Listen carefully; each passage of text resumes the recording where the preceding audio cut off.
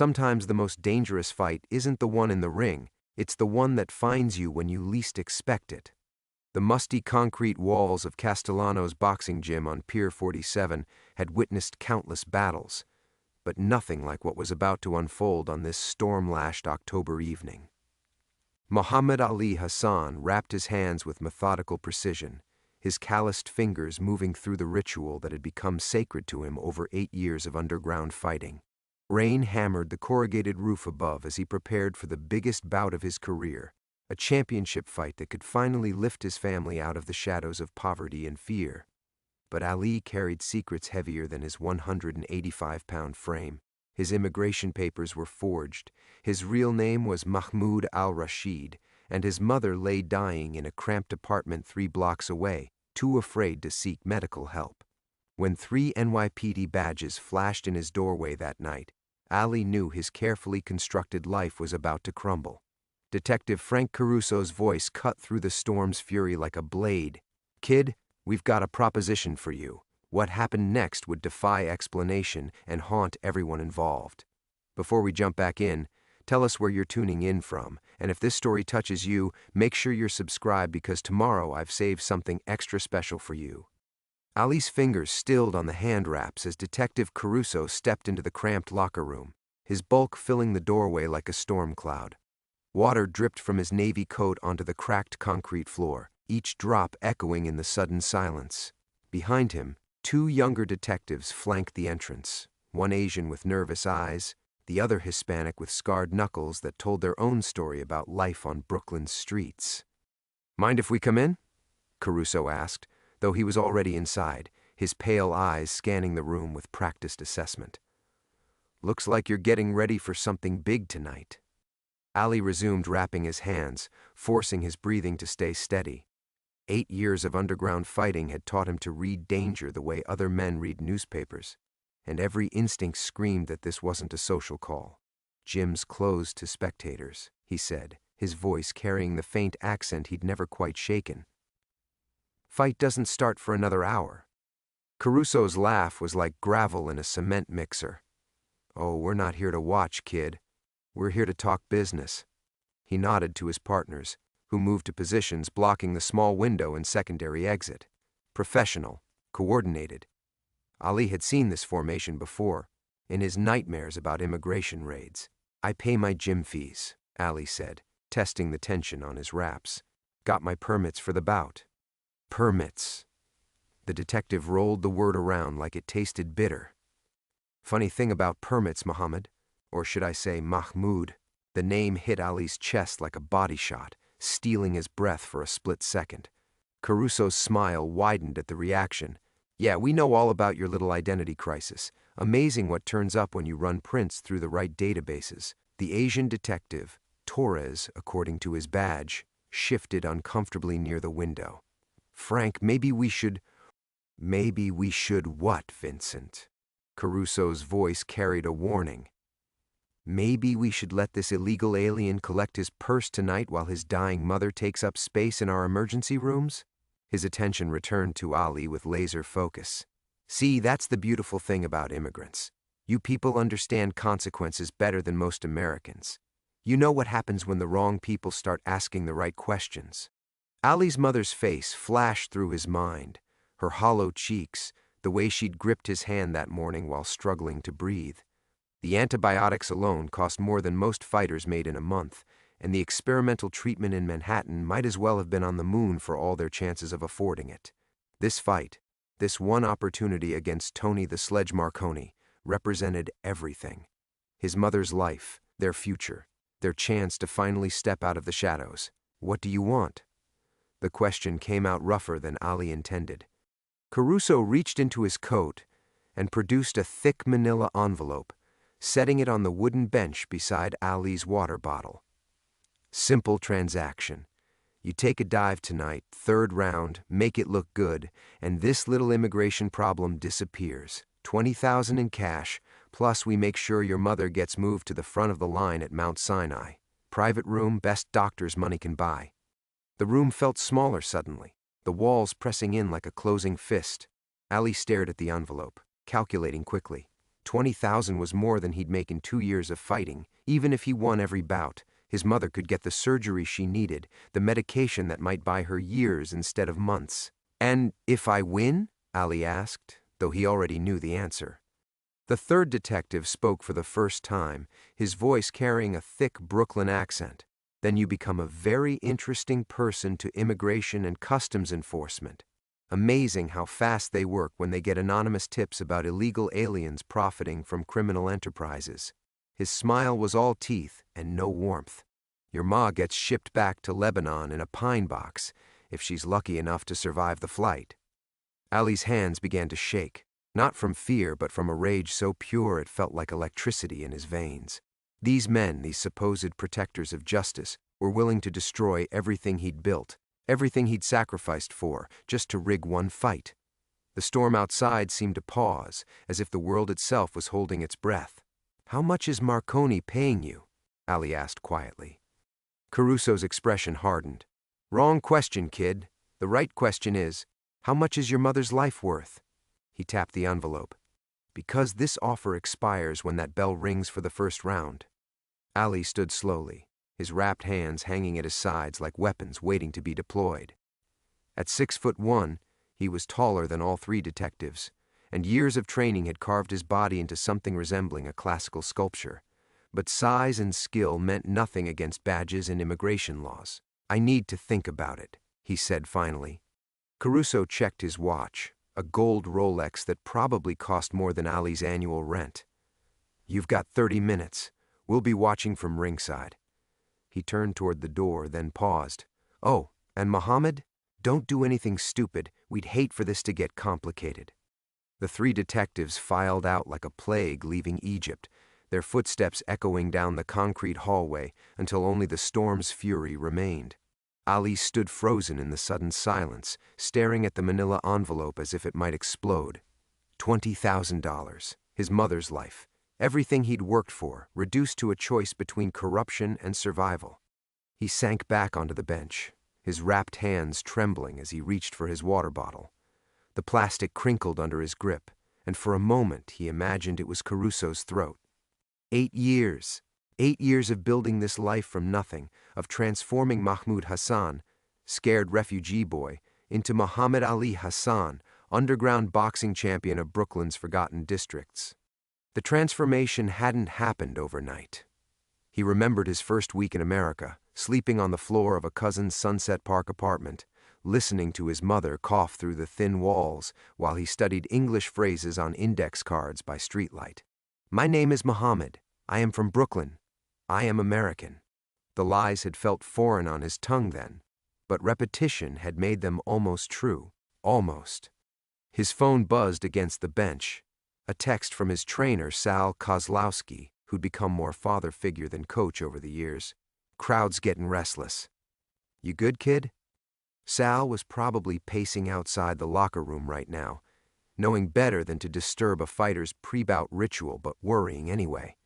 The old Polish boxer had taken Ali under his wing when nobody else would train an illegal immigrant with more heart than experience. Ali typed back, 5 minutes. But his fingers hesitated over the send button. What would Sal say if he knew?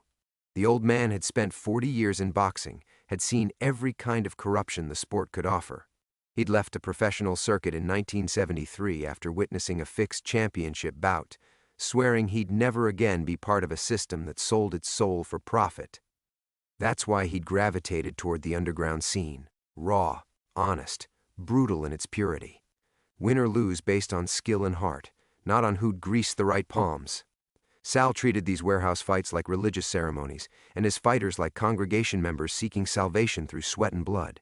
The envelope seemed to pulse on the bench beside him, a malignant heartbeat in his peripheral vision. Ali forced himself to look away, focusing instead on the photographs Sal had taped to his locker, images that told the story of his ordinary world, his everything worth losing. His mother at 18, radiant in a wedding dress that had been reduced to ash when Israeli bombs hit their neighborhood in Beirut.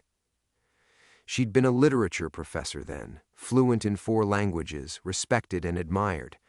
Now she cleaned office buildings at night when her lungs allowed it, her brilliant mind trapped in a body that betrayed her a little more each day. Beside it, a Polaroid from his first amateur bout 3 years ago. Ali barely recognized the scared kid in the photo, all elbows and awkward footwork. But Sal was there in the corner, grinning like a proud father, and the joy on both their faces was genuine, pure. That fight had earned Ali $17 and a black eye that lasted 2 weeks, but it had also given him something he'd never had before, a sense of belonging. The third photo showed his morning routine, the real Muhammad Ali Hassan, not the fighter or the frightened illegal immigrant, just a son making breakfast for his mother in their cramped studio apartment. Scrambled eggs with sumac, the way she'd taught him during their first winter in America, when they had nothing but hope and each other. She'd been stronger then, able to work double shifts at the laundromat while he attended night school and trained at Sal's gym. Those mornings had become sacred to him. The way she hummed old Arabic lullabies while braiding her graying hair, how she insisted on reading him passages from Khalil Gibran's The Prophet over coffee, her voice still carrying echoes of the professor she'd once been. "Your pain is the breaking of the shell that encloses your understanding," she'd recited just that morning, not knowing how prophetic those words would prove. The envelope caught his eye again, and Ali felt something crack inside his chest. Caruso was right about one thing: immigrants understood consequences. Every decision carried the weight of deportation, of losing everything in a single bureaucratic stroke, but they also understood sacrifice in ways that born citizens never could. His mother had given up her country, her career, her very identity to give him a chance at something better. What would she say if she knew he was considering throwing that chance away? Not for money or comfort, but for her life. The ultimate cosmic joke. Save the woman who'd sacrificed everything for his integrity by sacrificing his integrity for her. Thunder crashed overhead, and Ali realized he'd been sitting in the locker room for 25 minutes. 5 minutes left to choose between the man he was and the man he might have to become. He stood, legs unsteady, and reached for the envelope. His fingers had just brushed the envelope's edge when the locker room door burst open with enough force to rattle the metal frame. Ali spun around, expecting to see Caruso returning to collect his answer, but instead found himself face to face with a woman he'd never seen before. She was maybe 30, with olive skin and sharp cheekbones that spoke of Mediterranean ancestry. Her dark hair was pulled back in a severe bun, and despite the storm raging outside, her charcoal blazer was bone dry. What struck Ali most was her eyes, deep brown, intelligent, and burning with an intensity that made his skin crawl. "Mr. Hassan," she said, closing the door behind her with deliberate care. "We need to talk." Ali's hand froze inches from the envelope. "Lady, I don't know who you are, but fighters get privacy before—" "My name is Agent Sophia Reyes, Internal Affairs Bureau." She produced a badge from her jacket, the gold shield catching the fluorescent light. "And I know exactly what just happened in this room." The words hit Ali like a sledgehammer to the solar plexus. Internal Affairs, the cops who investigated other cops. His mind raced through the implications. If Aya was already watching Caruso, then this whole setup might be even more dangerous than he'd realized. "I don't know what you're talking about," Ali said. But his voice lacked conviction. He was a fighter, not an actor. Agent Reyes smiled, but there was no warmth in it. Detective Frank Caruso, Detective Vincent Torres, Detective Michael O'Brien. They left this room 6 minutes ago after offering you $20,000 to throw your fight against Anthony Marconi. She gestured at the envelope. That money is evidence of criminal conspiracy, racketeering, and abuse of authority. Ali felt the walls closing in again, but this time the pressure came from all directions. "You were listening? We've been building a case against Caruso for 18 months, she said, moving closer. "Extortion, evidence tampering, witness intimidation. But we've never caught him in the act before. You could be the key to putting him away for life." The locker room suddenly felt like the center of a hurricane, too quiet, too still, while chaos swirled just beyond the walls. Ali's wrapped hands clenched into fists as he processed what the agent was really saying. "You want me to be your informant? I want you to do the right thing." Agent Reyes reached into her blazer and produced a small recording device, no bigger than a cigarette lighter. "This conversation is being documented, Mr. Hassan. Every word Caruso said, every threat he made, it's all evidence. but we need your cooperation to make it stick in court. Ali stared at the device, understanding with crystalline clarity that his ordinary world had just shattered completely. The choice he'd thought he was facing, take the money or fight with integrity, had been an illusion. There was no going back to the simple life of an underground boxer trying to save his mother. He was now a witness in a federal investigation, whether he wanted to be or not. What happens to my mother? The question came out barely above a whisper. Agent Reyes's expression softened slightly. Immigration has no interest in breaking up families, especially when one member is cooperating with a federal investigation. Your mother's medical situation can be accommodated. Accommodated. Ali tasted the word like poison. Another bureaucratic promise from another badge-carrying stranger. And if I don't cooperate? Then Detective Caruso continues to terrorize immigrants across Brooklyn until someone gets hurt or killed. She paused, letting the weight of that settle. This isn't just about you anymore, Mr. Hassan. Caruso's threatened dozens of people like you, people who can't fight back, who have no legal recourse.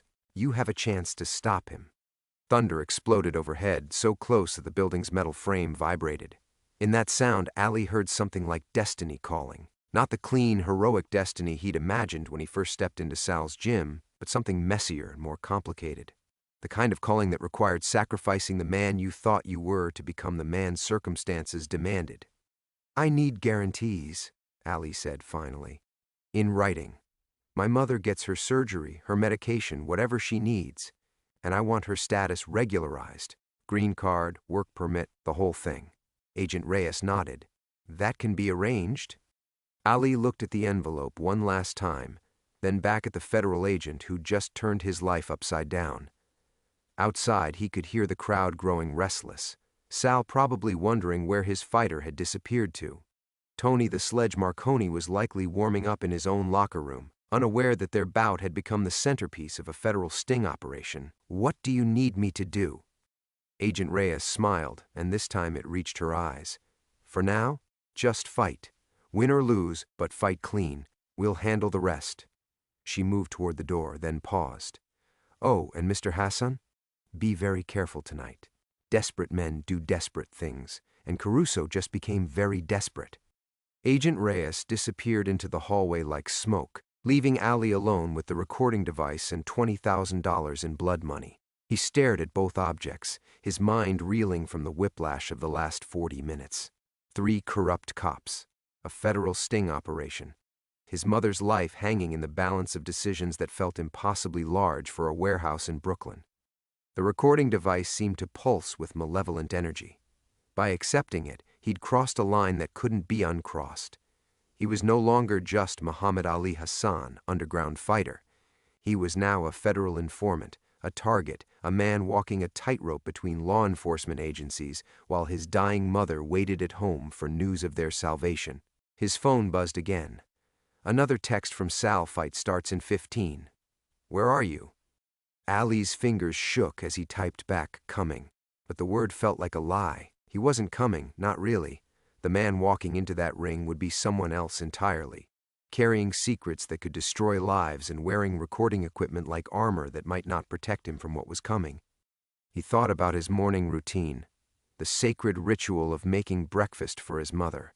Just 8 hours ago, his biggest worry had been whether Tony Marconi's left hook was as devastating as everyone claimed. Now he was entangled in a web of federal investigations and police corruption that could end with deportation, imprisonment, or worse. The envelope mocked him from the bench. Agent Reyes had called it evidence, but to Ali it represented something more visceral, the price tag on his soul. $20,000. Not even enough to cover his mother's surgery, really, just enough to make them desperate enough to consider it. Caruso had calculated the exact amount of their desperation, measured their suffering in dollars and cents.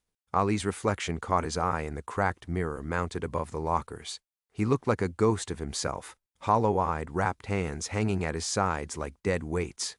When had he stopped looking like a fighter and started looking like a victim? The memory of his first conversation with Sal surfaced unbidden. You fight angry, you fight stupid, the old trainer had said after watching Ali demolish a heavy bag in frustrated fury. Channel that rage, don't let it drive.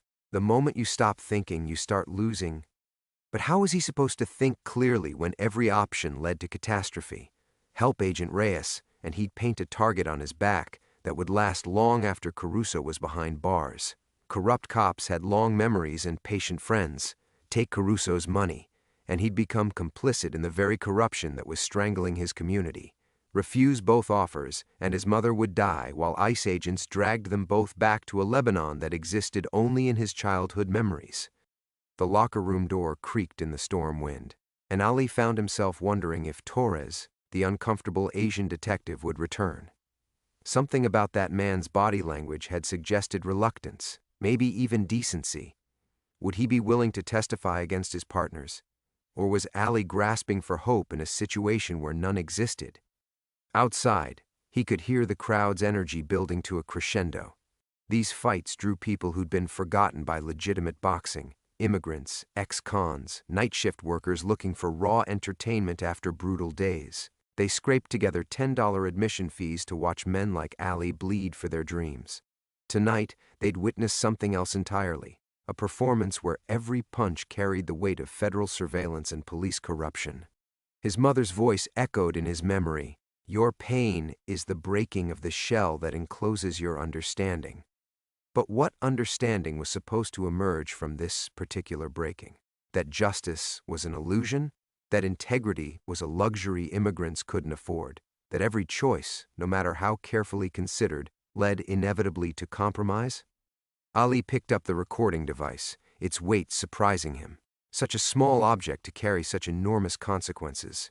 Agent Reyes had made cooperation sound like heroism, but Ali understood the mathematics of survival better than most. Heroes were people with options. Informants were people backed into corners with nowhere else to run. The storm outside reached a new level of violence, rain hammering against the building's metal walls like machine gun fire. Ali closed his eyes and tried to center himself the way Sal had taught him, focusing on his breathing, his heartbeat, the sensation of his feet planted firmly on the concrete floor. But centering required knowing who you were, and Ali was no longer certain. Was he Mahmoud Hassan, the frightened refugee boy, Muhammad Ali Hassan, the rising underground champion, or something else entirely, a man caught between worlds, between loyalties, between versions of himself that couldn't coexist? When he opened his eyes, the envelope was still there, and time was running out. In 10 minutes, he'd have to walk into that ring and perform the most important fight of his life while pretending his world hadn't just exploded into fragments too small to piece back together. Ali slipped the recording device into the waistband of his trunks, the cold metal pressing against his skin like a brand. The $20,000 went back into the envelope, which he shoved deep into his gym bag. Evidence, Agent Reyes had called it. To Ali, it felt like a live grenade with the pin already pulled. His legs felt disconnected from his body as he stood, muscle memory carrying him through the pre-fight routine that had once felt sacred. Mouthpiece, water bottle, the same ragged towel Sal had given him after his first amateur bout. Each item now carried the weight of performance, of pretending to be the same man who'd entered this locker room an hour ago. The hallway stretched before him like a tunnel leading to another world. Behind him lay the fragments of his ordinary life. The simple dream of fighting clean, earning honest money, saving his mother through sweat and determination. Ahead waited something unknowable and dangerous, where every punch would be recorded by federal agents and every decision could trigger consequences that rippled far beyond the ring. Sal appeared at the corridor's end, his weathered face creased with worry. "Jesus, kid, you look like you've seen a ghost. You sick?" Ali wanted to laugh at the cosmic understatement. Sick didn't begin to cover what he was feeling. Just nerves, Sal. Big fight. The old trainer studied his face with 40 years of boxing experience. "This ain't nerves. I know nerves. This is something else." He lowered his voice as they walked toward the warehouse proper. "Someone been talking to you? Somebody trying to get in your head before the fight?" The question hit too close to home, and Ali felt his carefully constructed composure crack. How many other fighters had Sal seen corrupted over the decades? How many promising careers had he watched destroyed by men like Caruso? "It's nothing I can't handle," Ali said. But the words sounded hollow even to him. Sal stopped walking and grabbed his shoulder. Listen to me, kid. Whatever it is, money, threats, promises, it ain't worth it. I've seen what happens when fighters start making deals with devils. It never ends where you think it will. The irony was suffocating. Sal thought someone was trying to corrupt his fighter, when in reality Ali was walking into the ring wired for sound by federal agents. He was both the corruption and the solution, the victim and the weapon being aimed at Detective Caruso's criminal empire. I know who I am, Sal, Ali said, surprised by the steadiness in his voice. I know what I'm fighting for. But as they approached the warehouse floor, Ali realized that statement was both completely true and completely false. He did know what he was fighting for: his mother's life, justice for his community, some kind of resolution to the impossible choice between survival and integrity. But he no longer knew who he was in any meaningful sense. The crowd's roar washed over him as they emerged from the corridor. 200 people pressed against makeshift barriers, their faces hungry for violence and spectacle. Steam rose from wet clothes as they'd poured in from the storm, turning the warehouse into a humid cave filled with shouting voices in a dozen languages. Ali scanned the crowd automatically, looking for Caruso and his partners. Would they be watching from the shadows, waiting to see if their investment paid off? Or had Agent Reyes's investigation driven them underground, leaving Ali to perform for an audience he couldn't identify? Tony the Sledge Marconi was already in the ring, shadowboxing with mechanical precision. 6'2", 215 pounds of scar tissue and calculated violence. His left hook had ended 17 fights, and his dead eyes suggested he felt nothing when he destroyed opponents. Under normal circumstances, Ali would have been analyzing footwork patterns and defensive weaknesses. Tonight, he wondered if Marconi was part of the fix, another actor in Caruso's carefully orchestrated performance. The recording device shifted against his skin as he climbed through the ropes. Every movement felt surreal, as if he were watching someone else's life unfold from a great distance. The referee, a retired longshoreman named Mickey who officiated these underground bouts for $50 and free beer, gestured both fighters to center ring. "Clean fight, boys. Protect yourselves at all times," Mickey said, but his voice sounded like it was coming through water. Ali touched gloves with Marconi and saw nothing in his opponent's face but professional focus. No recognition, no acknowledgement of corruption or conspiracy. Either Marconi was an exceptional actor, or he was as ignorant of Caruso's machinations as Ali had been an hour ago. As they returned to their corners, Ali caught Sal's eye and saw something that nearly broke his heart: absolute faith. The old trainer believed completely in his fighter's integrity, had no idea his protege was carrying federal surveillance equipment into what might be a rigged bout. The bell rang like a gunshot in the humid air, and Muhammad Ali Hassan stepped forward into the unknown, leaving behind forever the ordinary world where choices were simple and consequences were clear. The first punch came faster than Ali expected. Marconi's jab snapped his head back, a sharp reminder that federal surveillance equipment didn't provide extra protection against 200-pound sledgehammers disguised as fists. Ali danced back, his footwork automatic, while his mind struggled to process the surreal reality of fighting while wired for sound. The crowd's roar felt distant, muffled by the weight of secrets pressing against his consciousness. Each time Marconi threw a combination, Ali wondered if the recording device would shift, if the federal evidence against Caruso might tumble out onto the canvas for everyone to see. The paranoia made him hesitant, a half-step slower than usual, and Marconi capitalized immediately. A left hook grazed Ali's temple, followed by a right cross that caught his shoulder as he rolled away. The shots weren't clean, but they carried Marconi's trademark power, the kind that had put 17 men to sleep. Ali circled left, buying time, trying to find his rhythm in a world where nothing felt familiar anymore. "Move your feet," Sal's voice cut through the noise from ringside.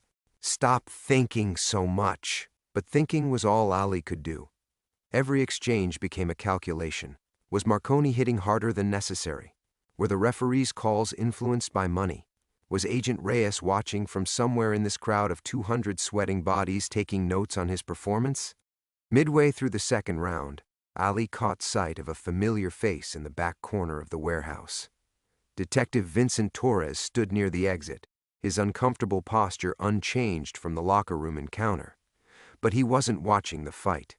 His eyes swept the crowd methodically as if searching for threats or counting exits, the behavior of a man expecting trouble. The distraction cost Ali dearly. Marconi's uppercut caught him flush on the chin, lifting him onto his toes and sending stars cascading across his vision. The crowd exploded as Ali stumbled backward, his legs temporarily disconnected from his brain. Through the haze, he heard Sal screaming instructions that sounded like they were coming from underwater. Ali clinched instinctively, buying precious seconds while his head cleared. Marconi's breath was hot against his ear as they grappled. "You're not here tonight, Hassan. Whatever's got you distracted, it's gonna get you hurt." The words carried no malice, just professional observation. Marconi was a killer in the ring, but he wasn't cruel. He was simply stating facts about prey that had forgotten how to protect itself. The referee broke them apart, and Ali tried to shake the cobwebs loose. As they reset in center ring, he caught another glimpse of Torres near the exit. The detective was speaking into a radio now, his face tight with concentration. Something was happening beyond the ring, in the larger game that Ali was only beginning to understand. The third round brought clarity through violence. A perfectly timed counterpunch dropped Marconi to one knee. And in that moment of triumph, Ali felt the familiar rush of being exactly who he was meant to be. Not an informant or a victim or a pawn in someone else's chess game, just a fighter who'd found his range. But the clarity was short-lived. As Marconi rose at the count of 8, Ali noticed new faces filtering through the crowd, men in windbreakers despite the October heat, positioning themselves at strategic points around the warehouse. Their movement patterns were too purposeful, too coordinated to be casual spectators. Federal agents. Agent Reyes had brought backup. The realization hit Ali like ice water. This wasn't just surveillance anymore. Something was about to happen, something that required tactical positioning and exit strategies. The fight was secondary now, possibly just a distraction for a larger operation unfolding around them. Marconi came forward aggressively in the fourth round, perhaps sensing his opponent's divided attention. A crisp combination backed Ali against the ropes, where body shots began taking their toll. Each punch to his ribs sent shockwaves through the recording device, and Ali found himself protecting his midsection more carefully than tactical sense dictated. "Why are you fighting like an old man?" Marconi asked during another clinch. "This ain't the fighter I studied tape on." Because the fighter he'd studied no longer existed. That man had died in a locker room 40 minutes ago, murdered by corrupt cops and federal agents who'd decided his life was worth less than their investigations. Between rounds, Sal worked frantically with ice and encouragement. "You're letting him dictate the pace. Take it to him. This is your house." But Ali's attention was split between Marconi's increasingly confident assault and the drama unfolding in the shadows. Torres had disappeared from his position near the exit. Two of the windbreaker-wearing agents had moved closer to ringside, and somewhere in this maze of federal surveillance and police corruption, Detective Caruso was presumably waiting for his investment to pay dividends. The fifth-round bell rang with the finality of destiny calling, and Ali Hassan stepped forward to meet whatever forces had decided his ordinary life was forfeit to their larger designs. The fifth round began like diving into deep water where the pressure changed everything. Ali's vision sharpened to crystalline focus as Marconi stalked forward, but now he could see beyond his opponent's calculated aggression to the real battle unfolding in the shadows. Agent Reyes had orchestrated more than surveillance. This was a trap closing in real time, with Ali as both bait and unwitting participant. A thunderous right hand from Marconi caught Ali's guard, the impact reverberating through the recording device and up his spine. The crowd surged forward, sensing blood, but Ali barely heard them. His eyes tracked the federal agents moving through the warehouse like wolves circling prey. 3 more had appeared near the betting tables where money changed hands in crumpled bills and desperate whispers. Whatever Caruso's operation entailed, it was bigger than just fixing fights. "Focus!" Sal screamed from the corner. But Ali's focus had expanded beyond the ring to encompass the entire deadly choreography surrounding them. Marconi pressed his advantage, backing Ali against the ropes with a barrage of body shots that threatened to dislodge the recording equipment entirely. Each punch sent tremors through the device, and Ali realized with growing horror that if it fell out during the fight, everyone would see exactly what kind of performance he was giving. The crowd would turn violent. Sal would never forgive him, And his mother. The thought of her dying alone while he rotted in federal custody gave Ali strength he didn't know he possessed. He slipped Marconi's next combination and fired back with hooks that snapped the bigger man's head sideways. For 30 seconds, he was purely himself again, the fighter who'd earned this shot through 2 years of warehouse wars and midnight training sessions. But the moment shattered when Detective Caruso finally showed himself. The corrupt cop emerged from behind the betting tables like a shark surfacing in bloody water. His dead eyes swept the ring appraisingly before settling on Ali with proprietary satisfaction. Even from 40 feet away, Ali could see the calculation in that stare. $20,000 wagered against human decency, corruption betting against integrity with lives as collateral. Caruso wasn't alone. 2 men flanked him, their suits too expensive for honest cop salaries. They moved with the predatory confidence of people accustomed to buying whatever they wanted, including the outcomes of fights in forgotten warehouses. One whispered something in Caruso's ear that made the detective smile without warmth. Ali threw a desperate overhand right that caught Marconi on the temple, staggering him. The crowd exploded, thinking they were witnessing the beginning of the end, but Ali knew they were seeing something else entirely, the moment when all the careful plans began to collapse. Because Agent Reyes was moving too, rising from a folding chair near the far wall where she'd been disguised as just another spectator hungry for violence. Her hand moved toward her jacket in a gesture Ali recognized from countless police dramas. She was going to make her move now, during the chaos of the fight when everyone's attention was divided. The recording device shifted against Ali's skin as he ducked a vicious uppercut. The federal evidence it contained, conversations, threats, the envelope full of blood money, would either save him or destroy him in the next few minutes. But salvation and destruction had become meaningless distinctions in a world where every choice led to betrayal. Marconi caught him with a left hook that rattled his teeth and sent him stumbling toward the corner where Sal waited with towels and desperate encouragement. The old trainer's face was a mask of confusion and growing fear. He'd trained fighters for 4 decades, but he'd never seen anything like what was happening to Ali, the way his protege seemed to be fighting 2 different battles simultaneously. "What's wrong with you?" Sal hissed as Ali grabbed the ropes. "This ain't nerves anymore. This is something else." Ali wanted to tell him everything, about Caruso's threats, about Agent Reyes and her impossible choices, about the recording device that was supposed to capture justice but felt more like a time bomb counting down to 0. Instead, he just nodded toward the crowd where federal agents and corrupt cops circled each other like dancers in a ballet choreographed by mutual destruction. "After tonight, everything changes, Sal," Ali said, his voice barely audible over the crowd's bloodthirsty roar. "Whatever happens, remember that I never wanted any of this." The referee was motioning them back to center ring, but Ali knew the real fight was just beginning. In the next few minutes, Agent Reyes would move against Caruso. The recording device would either vindicate him or incriminate him, and Muhammad Ali Hassan would discover whether a man could survive the complete destruction of everything he'd believed about justice, loyalty, and the possibility of remaining clean in a world determined to make everyone complicit in its corruption. Marconi was waiting, fists raised, ready to finish what they'd started. But as Ali stepped forward for the final rounds, he understood that his real opponent had never been the man across from him. It was the choice between saving himself and saving his soul.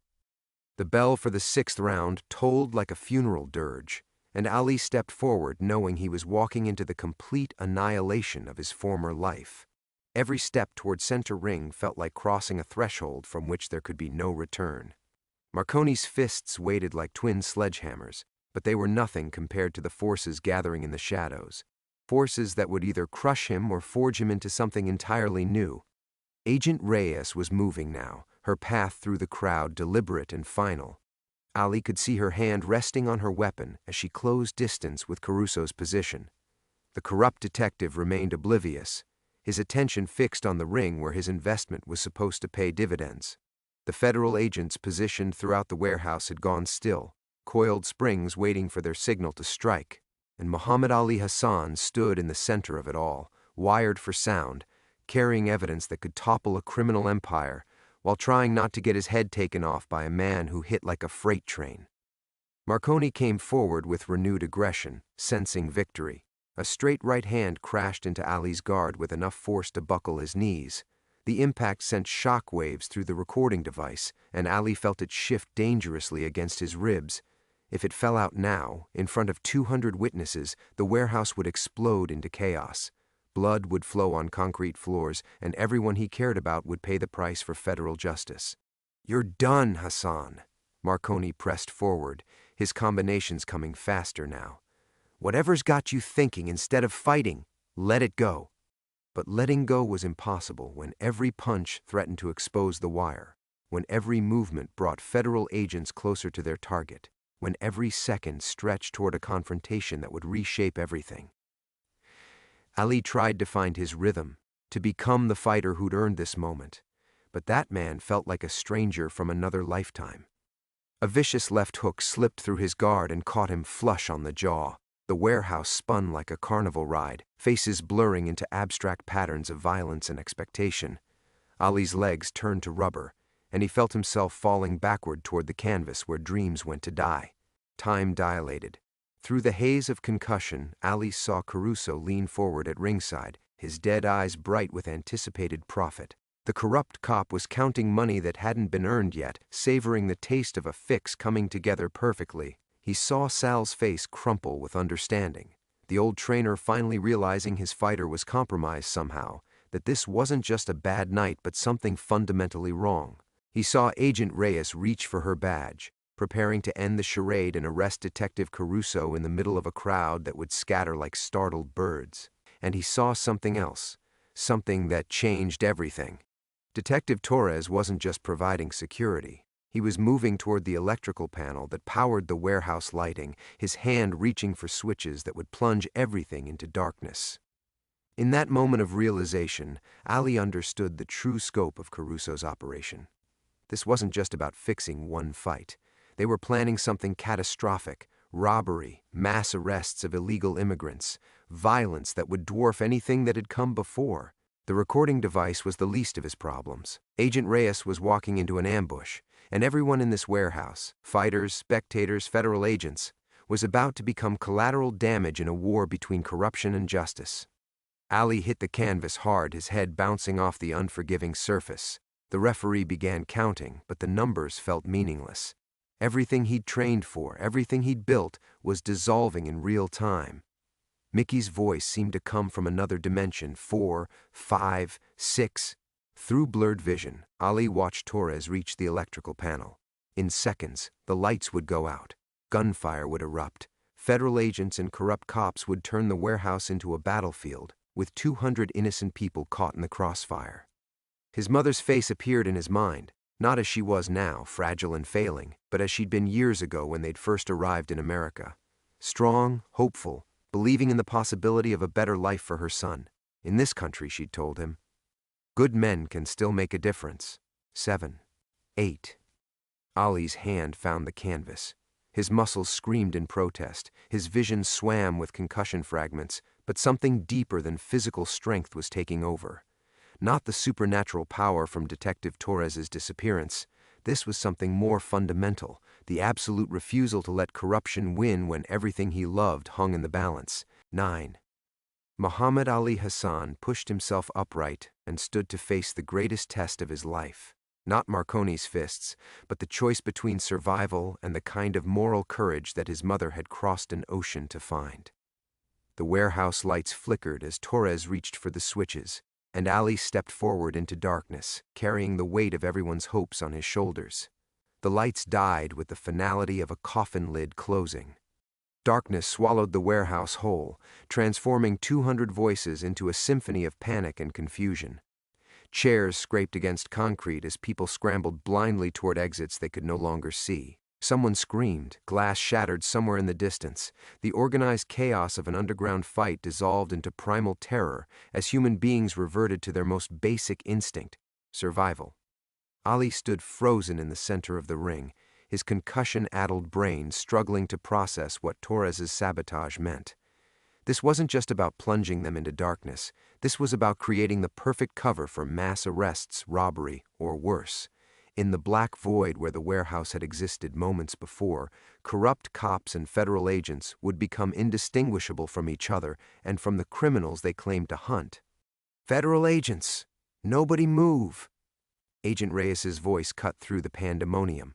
But her authority meant nothing in a world where badges couldn't be seen and uniforms provided no protection.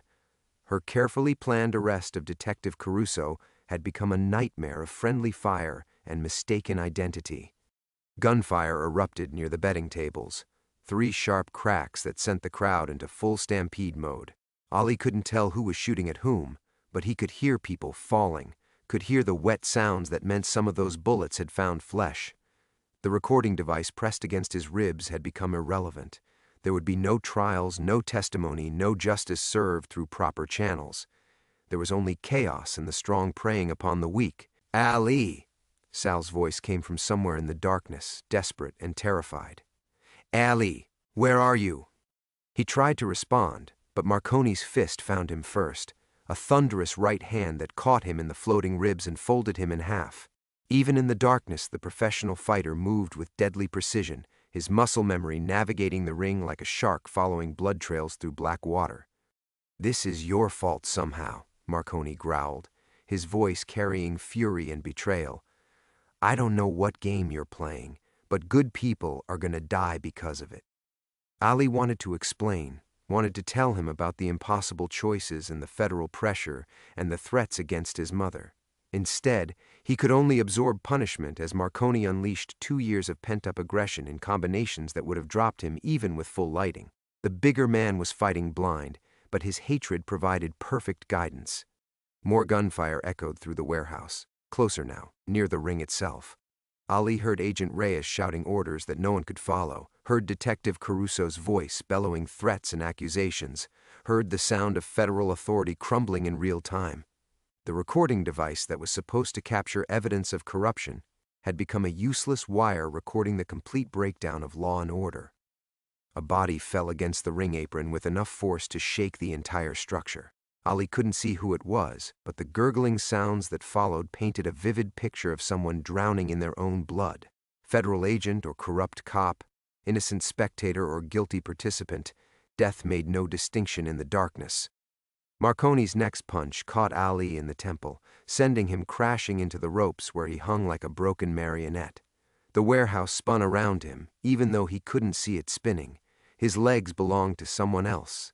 His vision, already compromised by darkness, now swam with stars that existed only in his damaged brain. "Get up!" Sal's voice again, closer now but still lost in the maze of violence and panic.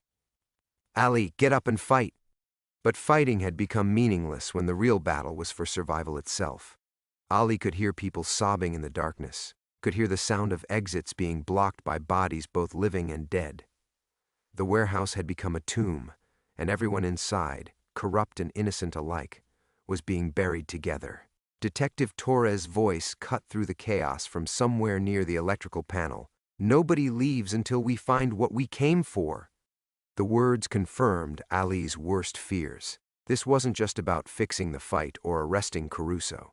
This was about something larger, something that required darkness and death and the complete destruction of everyone who might serve as witnesses. The recording device pressed against his ribs contained evidence of crimes, but the crimes were expanding in real time to include everyone who'd ever set foot in this warehouse. Ali tried to stand, his legs shaking with concussion and exhaustion. Somewhere in the darkness, his mother was dying slowly in a hospital bed, waiting for him to come home with stories of victory and redemption. Instead, he was drowning in a black ocean of corruption, where the line between law enforcement and criminality had been erased forever. Muhammad Ali Hassan had entered this ring believing he could expose evil and emerge clean. Now, as gunfire and screams painted the darkness around him, he realized that some battles could only be won by accepting complete destruction as the price of moral courage. Chapter 10. The Revelation. The gunfire stopped. In the sudden silence that followed, Ali heard something impossible, his own heartbeat echoing through the warehouse like thunder, each pulse sending ripples of sound that revealed the positions of everyone around him. Marconi's breathing 3 feet to his left, ragged with exertion. Sal's terrified whispers from outside the ring, Agent Reyes reloading her weapon near the overturned betting tables, Detective Caruso's labored movements as he crawled toward an exit that no longer existed. and something else. Something that made Ali's blood freeze in his veins. Detective Torres wasn't human. The revelation hit him with the force of Marconi's heaviest punch, but instead of clouding his mind, it brought crystalline clarity to everything that had happened. The way Torres had vanished from the locker room without a trace. The way he'd moved through the warehouse like he knew its layout better than the people who'd built it. The way his voice carried through the darkness with supernatural precision, reaching every corner simultaneously. Ali's concussion symptoms were gone. The stars behind his eyes had been replaced by a kind of vision that didn't require light. He could see heat signatures, could feel the electromagnetic fields generated by human nervousness, could sense the exact location of every person in the warehouse through vibrations in the concrete floor. The recording device against his ribs wasn't just capturing audio anymore. It was somehow amplifying his awareness, turning him into a receiver for frequencies that ordinary people couldn't perceive. "What the hell are you?" Marconi's voice came from directly beside him, but there was no aggression left in it. Only wonder and terror. Ali turned toward the sound and saw Marconi clearly despite the absolute darkness. Not his physical form, but something deeper. The man's confusion, his genuine love for the sport of boxing, his complete innocence in the web of corruption that had ensnared them all. Marconi had been pulled into this nightmare through no fault of his own, just another pawn in a game that transcended normal human evil. "I don't know," Ali whispered, and for the first time in months, it was the complete truth. Torres's laughter echoed from everywhere at once, coming from the walls themselves rather than any specific location. "Finally beginning to understand, Hassan? You think this was about fixing one fight in a forgotten warehouse?" The voice triggered memories that weren't his own, flashes of other underground venues, other fighters who'd shown unusual abilities under extreme stress, other federal investigations that had ended in mysterious disappearances and unexplained phenomena.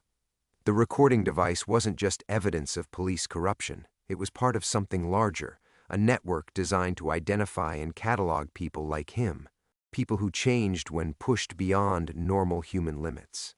"Agent Reyes," Ali called into the darkness, his voice carrying with impossible clarity to her position 40 feet away. "You never worked for Internal Affairs, did you?" Her silence was answer enough, but Ali could sense her fear radiating like heat, could feel her finger hesitating on her weapon's trigger as she began to understand that the federal investigation had been compromised from the beginning. She'd been hunting corrupt cops while something else entirely had been hunting her. The Department of Extraordinary Incidents, Torres's voice came from directly above them now, as if he were floating near the warehouse ceiling. "We've been watching you for months, Hassan.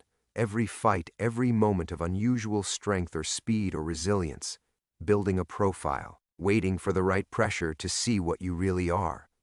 Ali's mother's warnings echoed in his memory, stories from Lebanon about people who could do impossible things when their families were threatened, about government programs that had tried to weaponize such individuals during the Civil War. She'd brought him to America not just for opportunity, but to escape the attention of those who saw human potential as something to be captured and controlled. The recording device against his ribs began to vibrate, its electronic components responding to whatever energy was building inside him. Around the warehouse, he could sense other people, beginning to change as well. Sal's old boxer instincts sharpening beyond normal human levels, Agent Reyes developing the kind of tactical awareness that bordered on precognition, even Marconi's natural fighting ability expanding into something that transcended mere athletic skill. The darkness hadn't been meant to hide corruption or enable mass arrests. It had been designed to create the exact conditions needed to trigger supernatural abilities in anyone who possessed latent potential. Torres hadn't been trying to rob or kill them. He'd been conducting a field test on a massive scale, using genuine danger to separate the extraordinary from the ordinary. "You bastards," Ali breathed, understanding finally flooding through him. "You've been doing this everywhere. Creating situations where people like us have no choice but to reveal ourselves. Every underground fight, every crisis that pushes humans beyond their normal limitations," Torres confirmed. "You have no idea how many of your kind we've cataloged, how many we've recruited, how many we've eliminated when they proved uncooperative." The warehouse around them began to change. walls shifting with architectural impossibility as Torres revealed the true nature of their prison.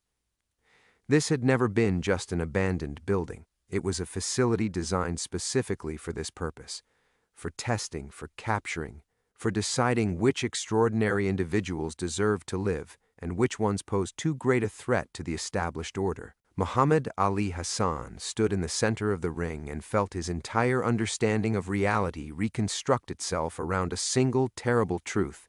He'd never been fighting for money or recognition or even his mother's safety. He'd been fighting for the right to remain human. The warehouse floor trembled beneath Ali's feet as Torres's revelation settled into his bones like poison. The facility around them continued its impossible transformation, concrete walls flowing like liquid to reveal observation windows that gleamed with one-way glass. Behind those windows, Ali could sense other presences, watchers who had been studying him, cataloging his every move since he'd first stepped into an underground ring. But something had gone wrong with their perfect plan. Ali reached for the recording device against his ribs, and the moment his fingers touched its surface, energy coursed through him like lightning finding ground. Not the wild, uncontrolled power that had made Torres vanish in the locker room. This was different, focused, deliberate. The device wasn't just recording evidence, it was somehow amplifying whatever lay dormant in his blood, turning fear and desperation into something that could reshape reality itself. "Sal!" Ali called softly, his voice carrying impossible distances through the transformed space. "You still with me, old man?" "Right here, kid." Sal's response came from directly beside the ring, but Ali could hear something new in his trainer's voice, a steadiness that spoke of newfound understanding. "Been listening to everything, starting to make sense of why you always seemed different from other fighters." Agent Reyes materialized from the shadows near what had once been the betting tables, her weapon lowered but ready. "Hassan, I need you to know, whatever Torres told you about me, about my agency, some of it's true, but not all of it." Her voice carried the weight of someone choosing sides in real time. "I came here to arrest corrupt cops. I didn't know about this." Marconi stepped closer in the ring, his hostility replaced by something approaching respect. "You're not just some immigrant kid trying to make it, are you? You're something they've been hunting." Ali nodded, feeling pieces of his fractured identity beginning to coalesce into something stronger than the sum of its parts. The concussion symptoms that had plagued him were gone, replaced by clarity that extended beyond normal human perception. He could feel Torres circling above them like a predator, could sense the other enhanced individuals who'd been captured and broken by this program over the years. But he could also feel something else, a network of people like him scattered across the city, their abilities awakening in response to whatever signal the recording device was broadcasting. Underground fighters, federal agents who'd stumbled onto the truth, even corrupt cops who'd been forced to participate against their will. All of them connected by the same impossible potential that ran in their blood. "They made one mistake," Ali said, addressing Torres directly, though the entity remained invisible above them. "They assumed that people like us would be easier to control if we were isolated, if we didn't know others existed." Torres' laughter echoed from the observation windows. "You think you're the first to figure that out? You think we haven't planned for resistance?" The walls around them began displaying images, other facilities, other tests, other extraordinary individuals who'd tried to fight back and failed. Men and women with abilities that defied physics, reduced to laboratory specimens or government weapons. The Department of Extraordinary Incidents had been operating for decades, turning human potential into tools for those who already held power. "Look at them," Torres commanded. "Every person who thought they could use their gifts to fight injustice. Everyone who believed they could remain free. We own them all now." But Ali was looking at something else in those images. Patterns of resistance that had been building despite the department's efforts. Underground networks of enhanced individuals who'd learned to hide their abilities while working to expose the truth. Federal agents like Reyes, who'd stumbled onto the conspiracy and chosen to fight from within. Even corrupt cops like Caruso, who'd been blackmailed into participation because they'd witnessed something they shouldn't have.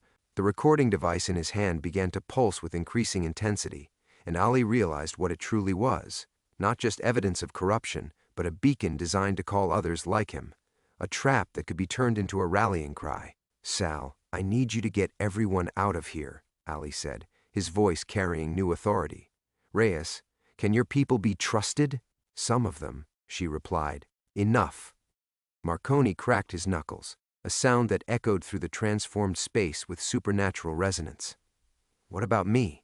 I'm not walking away from this.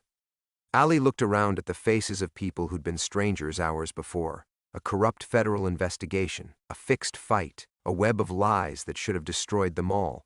Instead, Torres' revelation had forged them into something neither side had anticipated, a team of extraordinary individuals who'd chosen to trust each other despite having every reason not to. The recording device reached critical intensity, its signal spreading across Brooklyn like ripples in a dark pond. Throughout the city, others were awakening to their true potential, feeling the call to gather and fight back against forces that had hunted them for generations. Muhammad Ali Hassan stood in the center of the ring and smiled. For the first time since this nightmare began, he wasn't fighting alone. Chapter 12, The Road Back. The recording device's signal had been broadcasting for 12 minutes when the warehouse walls began to vibrate with approaching footsteps. Not the measured steps of federal agents or the tactical movement of SWAT teams, something else entirely. Ali could feel them through the concrete, through the steel framework, through frequencies that ordinary humans couldn't perceive. Others like him, drawn by the beacon he'd unknowingly activated, converging on this facility from across Brooklyn's forgotten districts. They're coming! Torres's voice carried new urgency as it echoed from the observation windows. You have no idea what you've done, Hassan. What you've unleashed. But Ali was beginning to understand exactly what he'd done. The consequences of every choice he'd made since entering this nightmare were crystallizing into something that terrified the Department of Extraordinary Incidents more than any single enhanced individual ever could. Coordination, unity, people with impossible abilities choosing to trust each other instead of hiding in isolation. Agent Reyes pressed her back against the transformed wall, weapon trained upward toward Torres' impossible position. Hassan, whatever's coming, we need to be ready. My contacts in the Bureau, the ones who can be trusted, they're mobilizing. But it won't be enough if this thing has the resources it claims. The first of the approaching figures reached the warehouse perimeter, and Ali felt their presence like electricity in his nervous system. A woman whose touch could heal injuries that should have been fatal. A man who could see through walls and identify threats before they materialized. Another fighter like himself, someone who'd been hiding supernatural strength in underground venues across Queens. Each one responding to the signal, choosing to expose themselves despite years of careful concealment. Sal, Ali called to his trainer, who remained steadfast beside the ring despite everything that had been revealed. I need you to understand something. After tonight, there's no going back to the way things were. They know about me now. They know about all of us. Sal's weathered face showed no surprise, only the grim satisfaction of someone whose suspicions had finally been confirmed. Kid, I've been training fighters for 40 years. I know the difference between natural talent and something that ain't supposed to exist. Question is, what are you going to do with it? Marconi stepped forward in the ring, his earlier hostility completely gone. You want to know what I think? I think they picked the wrong fight to fix. They thought they could control the outcome by controlling the people involved. But they never understood what makes a real fighter dangerous. It ain't the size or the strength. It's the refusal to stay down when staying down would be easier. The approaching enhanced individuals reached the warehouse entrance, and Ali could sense their abilities like instruments in an orchestra tuning before a performance. Each one represented a choice to finish what the department had started, not as victims or test subjects, but as people who decided that some things were worth exposing themselves to fight. Torres' form began to solidify above them, revealing something that might have been human once, but had been twisted by whatever process the department used on their most valuable assets. You think this is victory? You think gathering a few dozen enhanced individuals can stand against a program that's been operating for 30 years? We have hundreds like you, thousands, all properly trained, properly motivated, properly controlled. Maybe, Ali replied, feeling the recording device pulse with increasing power against his ribs. But you've got one problem, Torres. You trained them to follow orders. We're learning to think for ourselves. The warehouse entrance erupted inward as the gathered enhanced individuals made their presence known, not with violence or destruction, but with the kind of coordinated precision that spoke of people who'd been hiding their true capabilities for years, waiting for exactly this moment. The woman with healing abilities moved directly to Agent Reyes, whose earlier injuries from the gunfire were more serious than she'd admitted. The man with enhanced perception began identifying the locations of hidden surveillance equipment and defensive systems, and the other fighter, a young woman whose reputation in Queen's underground circuits had been built on impossibly accurate predictions of her opponent's moves, stepped into the ring beside Ali with the fluid grace of someone who'd accepted that the time for hiding was over. "Muhammad Hassan," she said, her voice carrying the authority of someone who'd made the same choice he had. "Figured it was time we all stopped pretending to be normal." Ali looked around at the gathering crowd of extraordinary individuals, at Agent Reyes coordinating with federal contacts who could be trusted, at Sal and Marconi who'd chosen to stand with them despite being ordinary humans in a supernatural conflict. The recording device in his hand contained evidence of corruption that reached into the highest levels of law enforcement, but more importantly, it had become proof that isolation was the enemy's greatest weapon. "Torres," Ali called upward to the entity that had orchestrated this entire nightmare. "You wanted to see what I really am when pushed beyond normal limits? Here's your answer. I'm not fighting for myself anymore." The final confrontation was coming. Ali could feel it approaching like thunder before a storm, like the moment before a knockout punch lands, like the deep breath a fighter takes before stepping into the ring against an opponent who's never been beaten. But this time, he wouldn't be stepping into that ring alone. Chapter 13, The Final Test.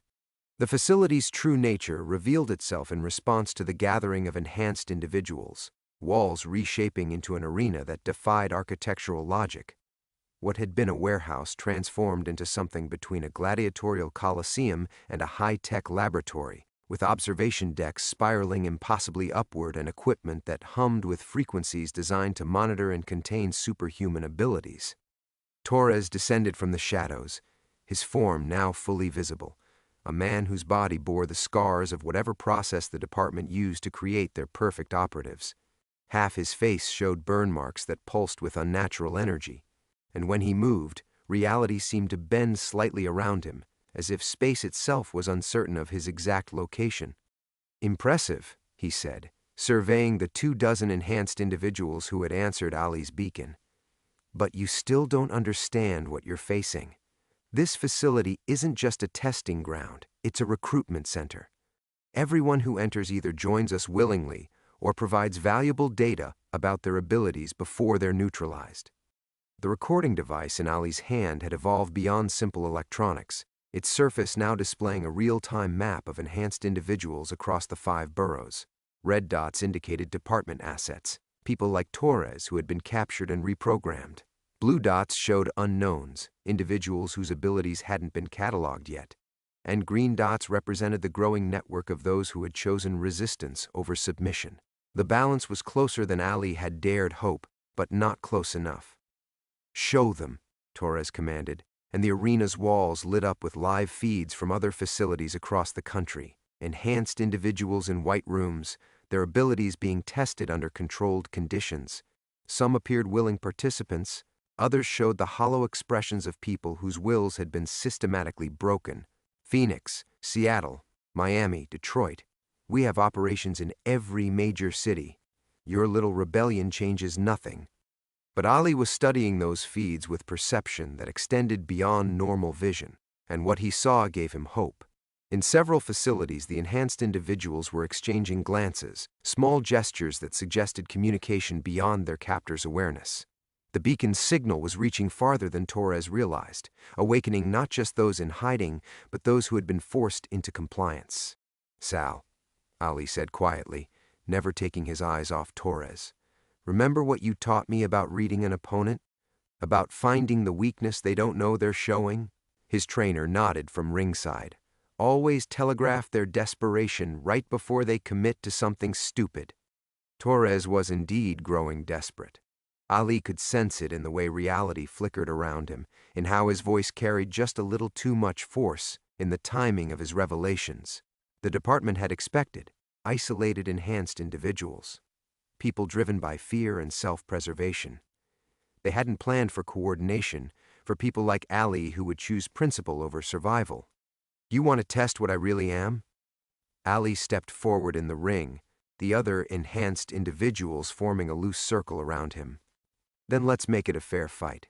Just you and me. No surveillance, no data collection, no backup plans. Winner takes all. Torres smiled, the expression made grotesque by his scarred features. You think this is about individual combat? About proving who's stronger? No, Ali replied, feeling the recording device pulse in rhythm with his heartbeat.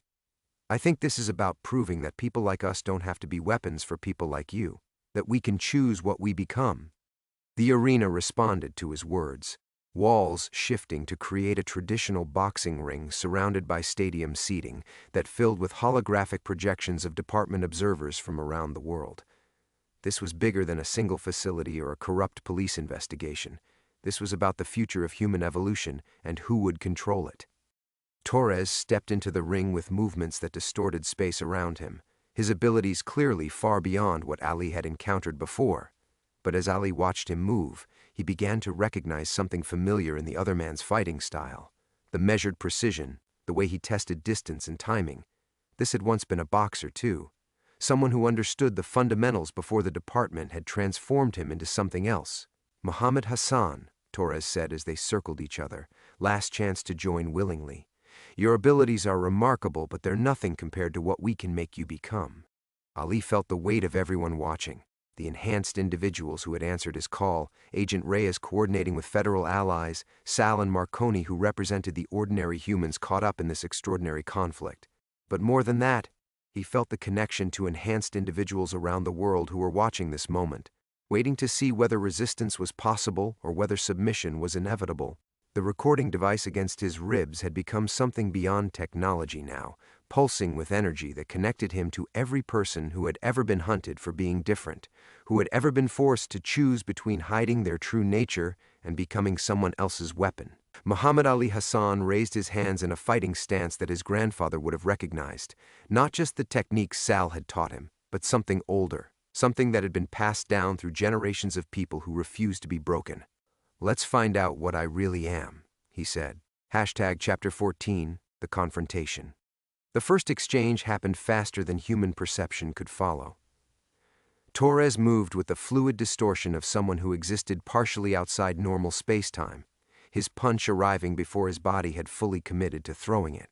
But Ali was no longer fighting with purely human reflexes. The recording device's energy had awakened something that let him perceive Torres's attack across multiple probability streams, seeing not just where the punch was, but where it could be. Ali slipped the blow by millimeters, feeling reality ripple as Torres's enhanced fist passed through the space his head had occupied. The counterattack came instinctively, a straight right that should have been impossible to land against an opponent who could bend space. But Ali's punch didn't travel through normal distance. It followed the same impossible geometry that Torres used, arriving at its target through a route that bypassed conventional physics. Torres staggered backward, genuine surprise flickering across his scarred features. Impossible. You haven't been processed. You can't access those capabilities without being broken first? Ali cut him off, pressing forward with combinations that felt like muscle memory from a life he'd never lived. Maybe that's your problem. Maybe you need people to be broken before they can become what you want them to be. Around the ring, the gathered enhanced individuals watched with intensity that transcended mere observation. Each exchange between Ali and Torres was a test case for their own futures, proof of whether someone with extraordinary abilities could maintain their humanity while using those gifts to their full potential. The woman with healing powers had her hands pressed against the canvas, somehow channeling support directly through the ring structure. The fighter from Queens was calling out observations about Torres's patterns, her predictive abilities tracking weaknesses in his seemingly perfect defense. Torres launched himself forward in a combination that existed in 4 dimensions simultaneously, his enhanced body moving through attack vectors that normal opponents couldn't perceive, much less defend against. But Ali was learning to see the way Torres saw, to move through the spaces between spaces. He caught the incoming assault on patterns of probability rather than physical contact, redirecting Torres's momentum in ways that sent the department operative crashing into turnbuckles that shouldn't have been in that direction. "You're making this harder than it needs to be," Torres snarled, rising from the impact with movements that left afterimages in the air. "Join willingly, and we can teach you to control these abilities properly. Fight us, and you'll burn out within a year. Enhanced physiology without proper conditioning is a death sentence." Ali could feel the truth in those words. The energy coursing through his system was beyond what his unmodified body was designed to handle. His heartbeat was approaching dangerous levels, his neural pathways overloading with sensory input that existed beyond the normal spectrum. But he could also feel something else. The support of every enhanced individual in the facility, their combined will somehow stabilizing his transformation. "That's where you're wrong," Ali said, launching into an attack pattern that drew on boxing fundamentals enhanced by impossible physics. "You've been trying to control people like us by keeping us isolated, convinced that we need your guidance to survive, but we don't need to be weapons to be powerful." The combination landed with accumulated force from multiple probability streams, each punch drawing power not just from Ali's enhanced muscles, but from the network of support surrounding the ring. Torres's reality distortion abilities faltered under the assault, his carefully maintained existence between dimensions beginning to collapse back into normal space-time. For the first time since the confrontation began, Torres looked genuinely afraid. "You don't understand what you're doing," he gasped, his form flickering between solid and translucent. "The abilities you're accessing, they're not yours. They belong to the collective consciousness of every enhanced individual we've processed over 30 years. You're drawing on stolen potential." Ali felt the weight of that revelation, the horrible understanding that his growing power came from the accumulated suffering of others like him. But he also felt something else, recognition from those other consciousnesses, approval for what he was attempting. They wanted their stolen potential used for resistance rather than submission. "Then I guess it's time to give it back," Ali said. He reached for the recording device, feeling its energy merge completely with his enhanced physiology. But instead of drawing more power into himself, he began broadcasting it outward, to the enhanced individuals around the ring, to the facilities shown on the arena's screens, to every person with extraordinary abilities who had been forced into hiding or compliance. Torres' scream of rage distorted reality around them as his carefully hoarded power began flowing away, returning to its rightful sources. The department's greatest weapon, the accumulated abilities of every enhanced individual they had captured, was being redistributed to fuel the resistance they had tried so hard to prevent. Muhammad Ali Hassan stood in the center of the ring and felt the true nature of his gift revealed, not the power to destroy or dominate, but the ability to connect and liberate. The final round was about to begin. Chapter 15, The Sacrifice. The power flowing through the network was intoxicating. As Ali channeled the stolen abilities back to their rightful owners, he felt his own capabilities expanding beyond anything he had imagined possible. He could perceive the quantum threads that connected every enhanced individual, could feel their gratitude and growing strength as their true potential was restored. For a moment he understood what it might feel like to be a god, but that understanding came with a terrible clarity. To maintain this level of connection, to keep the network stable and prevent the department from reclaiming their stolen power, someone would have to serve as a permanent conduit. Someone would have to sacrifice their individual existence to become the living bridge between all enhanced individuals worldwide. Torres, his form now flickering desperately between dimensions, seemed to recognize the same truth. "You fool, you think you're liberating them. You're creating a dependency that will destroy you. The human mind can't process that level of collective consciousness without burning out completely." Ali felt the accuracy of Torres's warning in his overloading neural pathways, in the way his individual thoughts were beginning to merge with the voices of enhanced individuals across the globe. Already he could feel his sense of self starting to dissolve, becoming part of something larger and more powerful but fundamentally not him anymore. Around the ring, the effects of the redistribution were becoming visible. The woman with healing abilities was now radiating energy that mended not just physical wounds, but the psychological trauma of years in hiding. The fighter from Queens was perceiving probability streams that extended hours into the future, her enhanced awareness encompassing strategic possibilities for the entire resistance movement. Each person was becoming more than they had ever been allowed to be, but Ali was becoming less. Muhammad.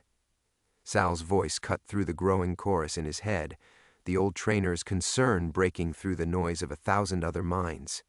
You're burning yourself out, kid. Whatever you're doing, you can't maintain it. Ali wanted to respond, but his voice now carried the harmonics of dozens of other speakers, his words layered with the thoughts and experiences of enhanced individuals he'd never met. He was becoming their collective voice, their shared strength, their unified will to resist oppression. It was beautiful and terrifying, and absolutely unsustainable for any single human consciousness. Torres launched himself forward in one final desperate attack, his reality-warping abilities focused into a single point that could theoretically erase Ali from existence entirely. But the strike passed through empty space, not because Ali had dodged, but because he was no longer entirely present in any single location. His consciousness was distributed across the network, his physical form becoming translucent as his individual existence scattered across 1,000 connection points. The recording device in his hand had evolved into something that pulsed with the heartbeat of every enhanced person alive, its surface displaying not data but pure intention, the collective will of people who refused to be weapons, who chose connection over isolation, who were willing to sacrifice comfort for the chance to be authentically themselves. I understand now, Ali said, though his voice seemed to come from everywhere and nowhere at once. This was never about me being strong enough to fight them alone. It was about being willing to become the foundation that lets everyone else fight together.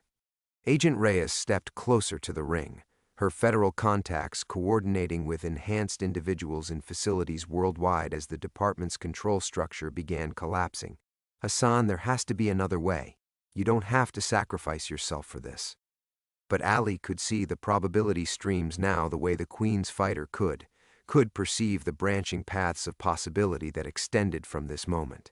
In every scenario where he tried to maintain his individual existence, the network collapsed within hours, the enhanced individuals fell back into isolation, and the department eventually reclaimed control through attrition and intimidation. Only by accepting the role of permanent conduit could the liberation be sustained. Sal, he called out, his form becoming more translucent with each passing moment. Remember what you taught me about taking a hit to land a bigger one. Sometimes you've got to be willing to sacrifice something precious to win the fight that matters. His trainer's eyes were filled with tears that he refused to let fall. This ain't what I meant, kid. This ain't the kind of sacrifice I wanted you to learn. Torres made one last attempt to disrupt the network, pouring his remaining power into an attack designed to sever the connections between enhanced individuals. But he was fighting against something that no longer depended on any single point of failure. Ali had become the network's foundation, but he was no longer its only support structure. Each person connected to the system was learning to maintain their own piece of the greater whole. Muhammad Ali Hassan felt his individual consciousness finally dissolving into something larger than himself, his last coherent thought carrying the weight of victory achieved through ultimate sacrifice. He had discovered what he truly was, not a weapon, not a victim, but the bridge that would allow others to be free. The network held, the resistance was born, and somewhere in the spaces between spaces, the essence of a boxer from Brooklyn continued to fight for people he would never meet, against forces that would never stop trying to control what they could not understand. Chapter 16, The Resolution. The silence that followed Ali's transformation was profound, not empty, but full of potential, like the moment between a boxer's knockout punch and the referee's count. In the ring where Muhammad Ali Hassan had made his ultimate sacrifice, reality seemed to be catching its breath, adjusting to accommodate something that had never existed before. Sal was the first to break. The old trainer dropped to his knees beside the canvas where Ali's physical form had last stood, his weathered hands pressed against the surface as if he could somehow reach through the fabric of space to touch his fighter one more time. The tears he'd been holding back finally came. each one carrying the weight of a man who had watched too many young boxers take punishment they couldn't recover from. 30 years I've been in this business, he whispered to no one in particular. Never lost a fighter like this. Never lost one to something I can't even understand. But even as Sal grieved, something extraordinary was happening around him. The enhanced individuals in the facility were no longer just accessing their restored abilities. They were learning to coordinate them, to support each other in ways that amplified everyone's capabilities without burning out any single person. The woman with healing powers found she could channel her gift through others, multiplying its reach. The fighter from Queens discovered her predictive abilities worked better when she shared the computational load with enhanced individuals across the globe. Agent Reyes stood at ringside, her communication devices lighting up with reports from federal facilities worldwide. The department's command structure is collapsing, she announced to the assembled group. Facilities in 12 countries are reporting that their enhanced detainees have broken free simultaneously. Whatever Hassan did, it wasn't limited to just this location. Torres, his reality-warping abilities now reduced to barely perceptible flickers, slumped against the turnbuckles with the defeated expression of a man whose entire worldview had been shattered. "You don't understand what you've unleashed," he said, though his voice carried exhaustion rather than threat. "Enhanced individuals without proper oversight, without control mechanisms. It'll be chaos." The enhanced woman stepped forward, her healing ability still radiating gentle warmth throughout the arena. "Maybe chaos is better than cages," she said simply. "Maybe people like us were never meant to be controlled by people like you." As if summoned by her words, a new presence made itself known in the space. Not visible exactly, but felt. A consciousness that carried familiar cadences, the spiritual rhythm of someone who had learned to think with his fists and fight with his heart. Ali wasn't gone. He had become something else, something distributed across every enhanced individual who chose connection over isolation. Through the network he had created, his essence touched each person present. To Sal, he offered the comfort of knowing his sacrifice had meaning, that the principles of honor and protection the old trainer had taught him were now embedded in a movement that would outlive them both. To Agent Reyes, he provided tactical information about department facilities that would help federal authorities coordinate the massive liberation effort now underway. To Torres, surprisingly, he offered something like forgiveness, the recognition that the department operative had once been like them, an enhanced individual who had been broken and rebuilt into something he was never meant to become. The path back to humanity would be long and difficult, but it existed. Tony Marconi, who had remained silent through the supernatural confrontation, finally found his voice. "So what happens now? The underground fights, the whole circuit, everything's gonna change, ain't it?" The enhanced fighter from Queens nodded, her predictive abilities showing her glimpses of possible futures. The underground was about hiding, about pretending we were normal while using just enough of our gifts to survive. That's over now. We can be what we actually are. Through the network, Ali's distributed consciousness offered a vision that reached each person according to their understanding. No more enhanced individuals forced into hiding or compliance. No more children discovering extraordinary abilities and believing they had to choose between suppression and weaponization. Instead, a connected community that could support its members, teach them control, and help them find ways to use their gifts that honored both their humanity and their potential. Sal slowly rose to his feet, wiping his eyes with the back of his hand. "He would have liked that," he said. "Kid always wanted to use his gifts to help people, even when he was just throwing punches for money." The old trainer looked around the transformed arena, seeing the enhanced individuals already beginning to organize, to plan, to build something better than what they'd lost. His fighter was gone, but the principles Muhammad Ali Hassan had died defending were alive in every person touched by the network he'd created. Outside, dawn was breaking over Brooklyn, its light streaming through the arena's impossible architecture. The rain had finally stopped. The immediate war was over. The real work was just beginning. Chapter 17, The Return. 6 months after the night that changed everything, Sal Martinelli stood in the doorway of a gymnasium that existed in 3 dimensions simultaneously, watching enhanced children learn to control abilities that would have once marked them for imprisonment or worse. The space had been constructed using principles that Torres, now working reluctantly with federal authorities, had helped design architecture that could accommodate powers that bent reality without breaking it. "You coming in, old man, or you gonna stand there all day?" The voice belonged to Maria Santos, the healer who had become something like a coordinator for the new network. Her abilities had evolved far beyond simple wound mending. She could now sense the emotional and psychological state of every enhanced individual within a 50-mile radius, helping to prevent the kind of dangerous isolation that had once made people like them vulnerable to department recruitment. Sal stepped inside, still marveling at how the space felt bigger than it looked, how the walls seemed to pulse gently with the collective heartbeat of the people training within them. "Still getting used to all this," he admitted. 30 years of normal boxing, then suddenly everything I thought I knew about physics goes out the window." Maria laughed, the sound carrying harmonics that somehow reached every person in the facility, a subtle reminder that they were connected, supported, never truly alone. Normal was overrated anyway. The old trainer made his way to a ring where a teenager was sparring with light constructs that materialized from his own nervous energy. Unlike the underground fights Sal remembered, this wasn't about hiding or suppressing abilities. It was about integration, learning to be fully human and fully enhanced simultaneously. The kid's technique was rough, but his heart was in the right place. Ali would have appreciated that. "How's he doing?" Sal asked the teenager's instructor, a former department operative who had chosen rehabilitation over incarceration when the enhanced liberation began. "Better than expected," the instructor replied. "Most of the kids who come to us have spent years believing they're broken or dangerous, learning that their abilities can be gifts instead of curses. It takes time." Through the network, Sal felt a familiar presence touch his consciousness. Not intrusive, never forced, but available like a warm hand on his shoulder during a difficult corner conversation. Ali's essence had evolved since that night in the arena, becoming less individual personality and more guiding principle. But the core of who he had been remained recognizable. The fierce protectiveness, the refusal to let anyone fight alone, the bone-deep belief that strength meant lifting others up rather than pushing them down.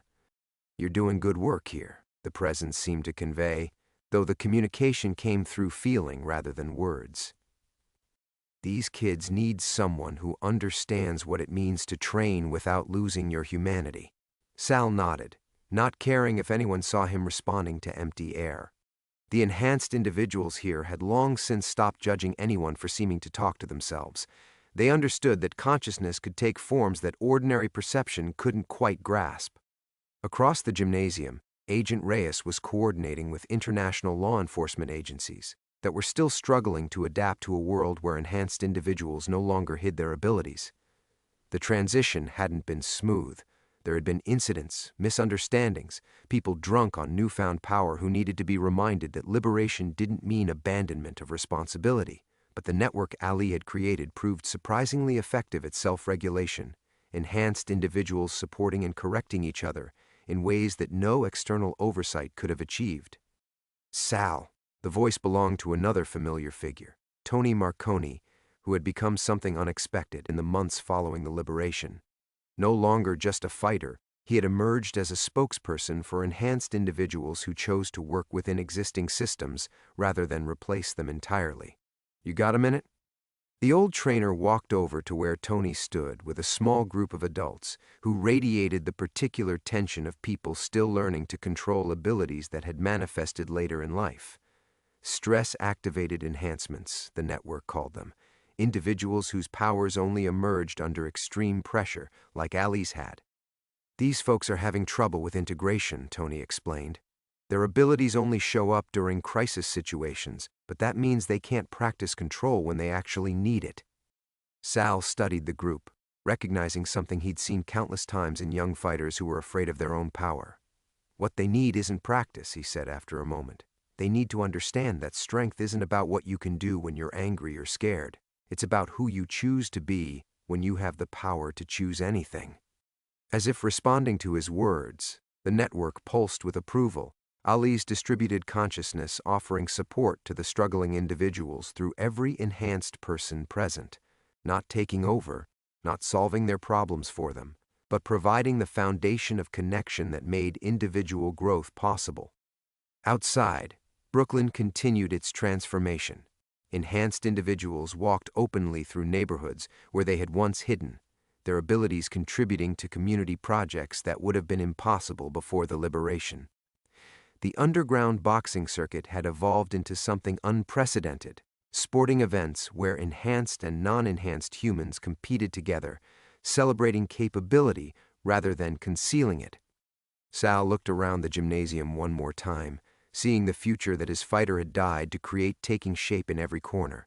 Muhammad Ali Hassan was gone, but he had never truly left. He lived in every enhanced individual who chose connection over isolation, in every child who learned that being different meant being valuable, in every moment when someone with extraordinary abilities used them to lift others up. The old trainer smiled, feeling his fighter's presence like sunlight on his shoulders. The kid had come home at last, not to a single body or a single place, but to a world where people like him could finally belong. Chapter 18, The New Beginning. 2 years had passed since the night everything changed, and Sal Martinelli found himself standing once again in the doorway of the gymnasium that defied conventional physics. But this time, he wasn't alone. Beside him stood his granddaughter Elena, 15 years old and trying very hard to pretend she wasn't nervous about being here. "So this is where it all happened?" she asked, her voice carrying the particular mix of awe and skepticism that teenagers had perfected across generations. "Part of it," Sal replied, watching as enhanced individuals moved through their training routines with a fluidity that still amazed him. But the real change, that happened everywhere at once. Elena had tested positive for latent enhanced abilities 3 months ago, part of the global screening program that had emerged from the network Ali created. Her gift was still developing, something related to emotional resonance that let her sense the true intentions behind people's words. It was a powerful ability, but also a heavy burden for someone who was still learning to navigate the ordinary complexities of being human. Through the network, Sal felt Ali's presence acknowledge the girl's arrival.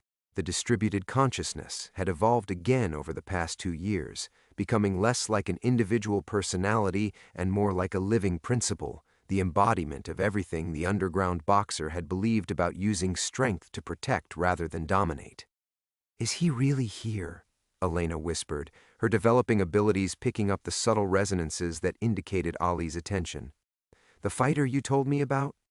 Sal nodded, remembering the stories he'd shared with her about the young man who'd thrown a punch that made reality itself blink.